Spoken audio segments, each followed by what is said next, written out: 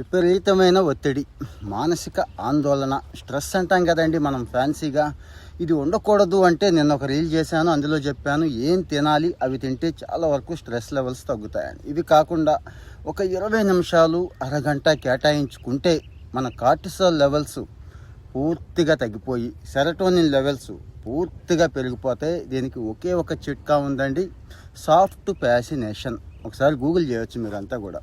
అంటే నాకు స్ట్రెస్ లేదని కాదు, నేను పని చేయట్లేదని కాదు, పేరుకి గవర్నమెంట్ సర్వెంట్ అయినా కానీ కొన్ని లక్షలు అంటే ఆల్మోస్ట్ 10 లక్షల సమస్యలు ఉన్నాయి నాకు. 400 మంది టీం ఉన్నారు, ఆఫీసర్స్ ఉన్నారు, చాలా బాధ్యతగా ఉండాలి, చాలా సమస్యలు డైలీ. అసలు సమస్యలతోనే సహవాసం. ఇక ఆఫీస్ ఎలా ఉంటే ఇల్లు, మీ అందరి ఇల్లు ఎలా ఉంటుందో అలాగే ఉంటుంది. భార్య అలాగే ఉంటారు, పిల్లలు అలాగే ఉంటారు, కామన్. కానీ ఇవన్నిటినీ పోగొట్టుకునే ఏకైక చిట్కా నేను అనుసరిస్తోంది ఈ సాఫ్ట్ ఫ్యాసినేషన్ అండి. అందరికీ తెలిసిందే, చూశారు కదా, డైలీ ఇక్కడే తిరుగుతూ ఉంటాను, పొలం పుట్రల్లోని తిరుగుతాను. అంటే మనకు అడవులు లేవు కాబట్టి, అడవుల్లోకి వెళ్ళలేం కాబట్టి ఇప్పుడు ఆ జంగిల్లోకి ఎక్కడికి పోతాం? దగ్గరలో పొలాలు ఉంటాయి, తోటలు ఉంటాయి, అందరికీ ఉంటాయండి, మనందరికీ ఉన్నాయి సహజంగా. అక్కడికి పోయి కాస్త తిరగగలిగితే ఒక్కసారి ఆలోచించండి. కాళ్ళ కింద చక్కగా ఎండుటాకులు నలుగుతూ ఉంటాయి, అదొక శబ్దం. గాలి వీచే ఒక శబ్దం. ఎటు చూసినా పచ్చదనం, నేచర్ అలా ఉంటుంది. ఇక బర్డ్స్ చేసే శబ్దం, గాలి కూడా ఒక సన్నటి శబ్దం చేస్తూ ఉంటుంది. ఇంకా సీనరీ ఎంత మంచిదంటే అంత మంచి సీనరీ, ఎటు చూసినా మంచి సీనరీయే.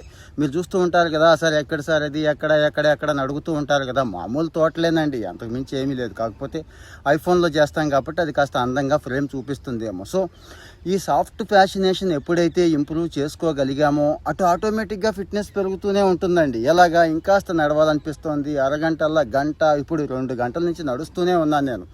ఏమీ లేదు, సాయంత్రం దాకా నడిచినా ఏమీ కాదు అన్నట్టు. సో ఫిట్నెస్ పెరుగుతోంది, కార్టిసోల్ లెవెల్స్ మ్యాక్సిమం తగ్గిపోతున్నాయి, చక్కటి ఎండ పడుతుంది, మరీ ఎండ అయితే నీడకపోతాం.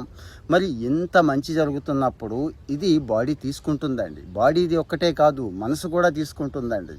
అంటే ఫిట్గా ఉంటే సరిపోదండి, హార్మోన్ బ్యాలెన్స్ అనేది ఒకటి ఉంది కదా, హార్మోన్ బ్యాలెన్స్ కూడా చాలా ఇంపార్టెంట్ మనందరికీ. మరి హార్మోన్ మగ ఆడ ఏముంది, అందరికీ అది కావాలి. కాబట్టి నేను చెప్పొచ్చేది ఏంటంటే, టౌన్లో ఎక్కడ దొరుకుతున్నాయండి అంటారేమో. టౌన్లో పార్కుకు పోండి, ఏం పర్వాలేదు, ఉన్నంతలోకి అది బెస్ట్ అండి. లేదు మీరు కాస్త కూస్తో, నేనైతే కాస్త టౌన్కి దూరంగా పోయి ఉంటానండి ఎప్పుడు కూడా. ఎందుకు? ఇలాంటివి దొరుకుతాయని. అంటే ఇది ఇంపార్టెంట్ కదా మన లైఫ్లో. ఈరోజు కూడా 40+ ఉన్న ఒక ట్యాబ్లెట్ అవసరం కూడా లేదు, ఒక రోగం కూడా లేదు అంటే ఇదేనేమో అనిపిస్తూ ఉంటుంది. సో మరి నాకు తెలిసిన సీక్రెట్ మీకు కూడా చెప్పేస్తున్నాను. కామెంట్లో ఒపీనియన్ చెప్పండి దయచేసి. మీ కామెంట్లో చాలా ఇంపార్టెంట్, ఇక్కడ ఫాలో అవుతూ ఉండండి. Thank you.